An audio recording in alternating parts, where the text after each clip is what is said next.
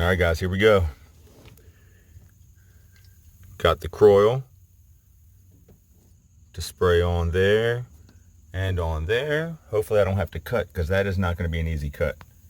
I mean, I could use a cutoff wheel, but I'd rather not. So, I'm going to hit that there. I'm going to get my finger out of the way of the screen or camera. Hit that there. We're going to hit that there. We're going to hit that there. Come over here. There's that. This one looks a million times better.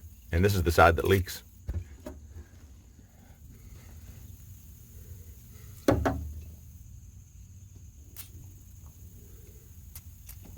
When I do the notch, I guess this whole thing is gonna be raised up.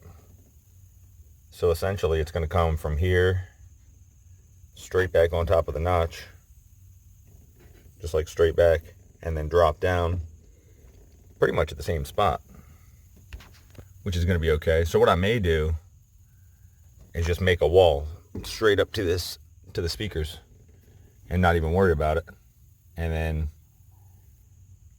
I don't know, figure it out from there. So anyway, got the Croil on there. We're gonna let that sit for a couple minutes. If that doesn't work, again, I have the 9/16 in the quarter.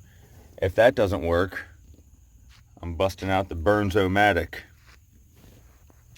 and I'm gonna heat the crap out of them and hope that works. If that doesn't work, I guess I'm cutting. I don't want to cut. I really don't want to cut, because the sparks are either going to shoot straight into the, obviously I'm going to take all this out, but shoot straight into my wiring harness or straight into me, depending on which way the wheel goes. Now, I'm thinking the way the wheel spins and the angle I have to hold it at on this one, it's going to shoot them straight to me. On that one, it's going to shoot them straight out to the back. But anyway, we'll find out here in a minute. All right, it's been soaking for about 10 minutes. This one, the whole thing's still moving. But this, driver's side shock, the nut's coming right off with ease, which is crazy to me. Let me see. Finger tight, baby. Well, a little bit more, but you get the idea. But it's coming off without me having to hold that stem anyway. I'm wondering if this shock's not frozen. There it goes. Now it's starting to spin, of course. Had to prove me wrong on video.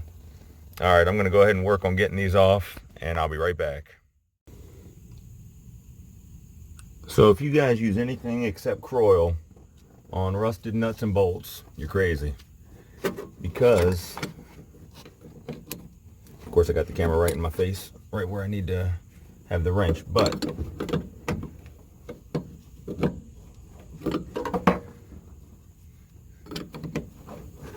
it's working like a charm. Oh man, of course.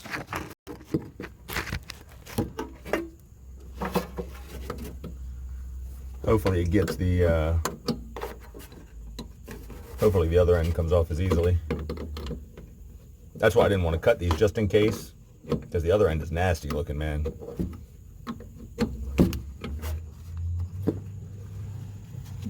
But just in case I can't get the other end, or I have to put it back on or something, for whatever reason, I wanted to be able to reuse the shocks.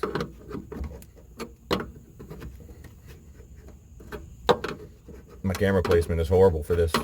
I don't even know if y'all can see this right now, but I do know that it's right in the way of my wrench.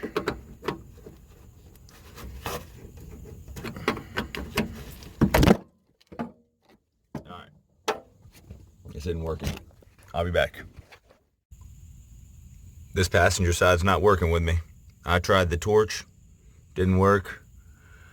I'm gonna get the cutoff wheel and slice it off, I guess. I didn't want to, but I don't have much choice. That one came right off with ease. I don't get this. I don't know, man. Oh well, time to get to work. All right, got it jacked up. Got the wheels off. There's the shock nuts.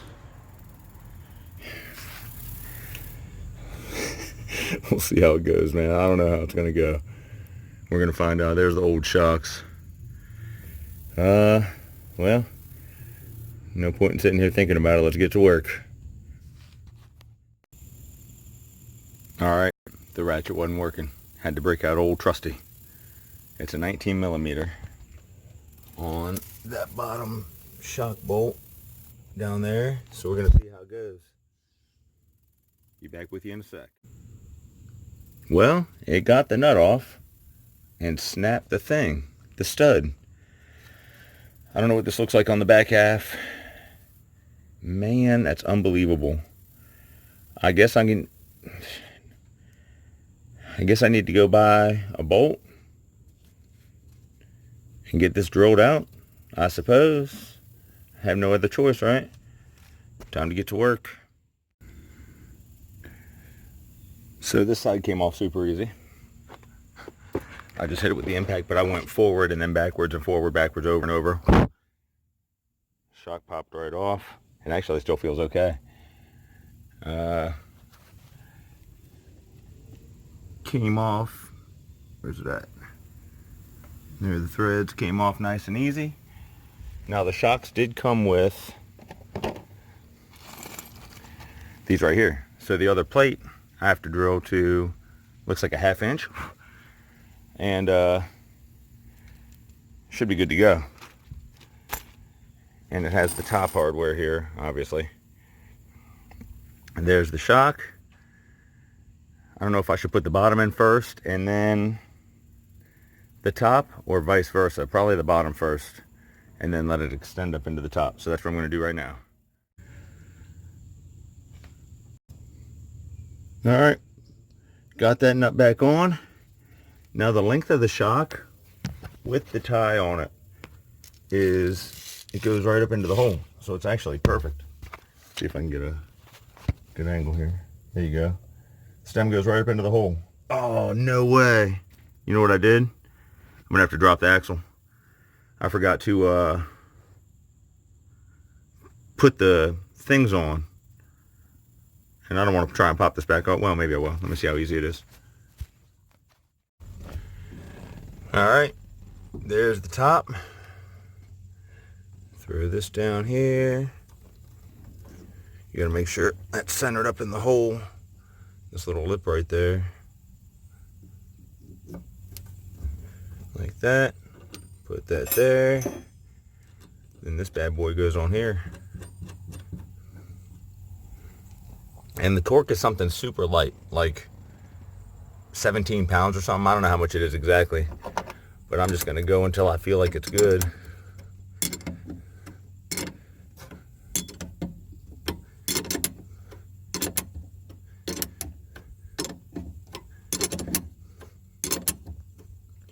I don't want to make it super tight, but at the same time, I don't want it coming loose on me, because whoever checks their shock nuts, you know what I mean?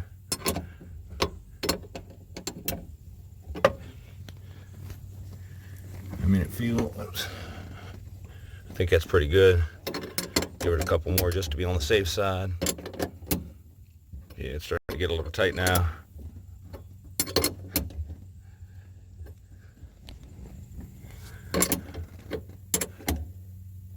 That's all I'm doing. We'll see how it goes. If I need to go more, then I will.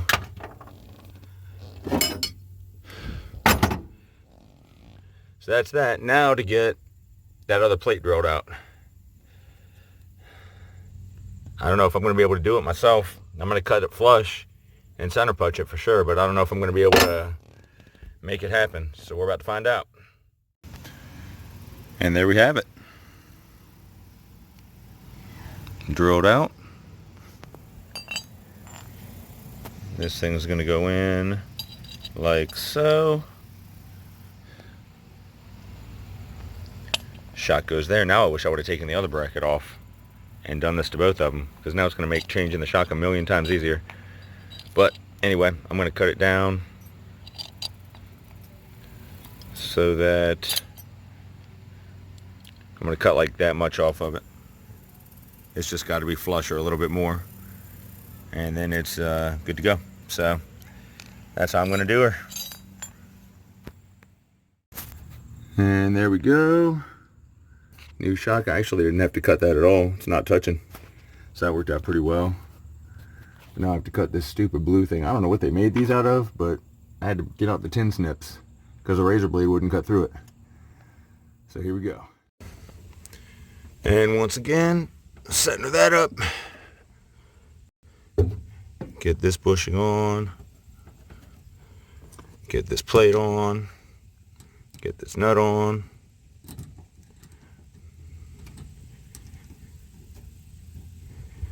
Figure out why it's not threading on.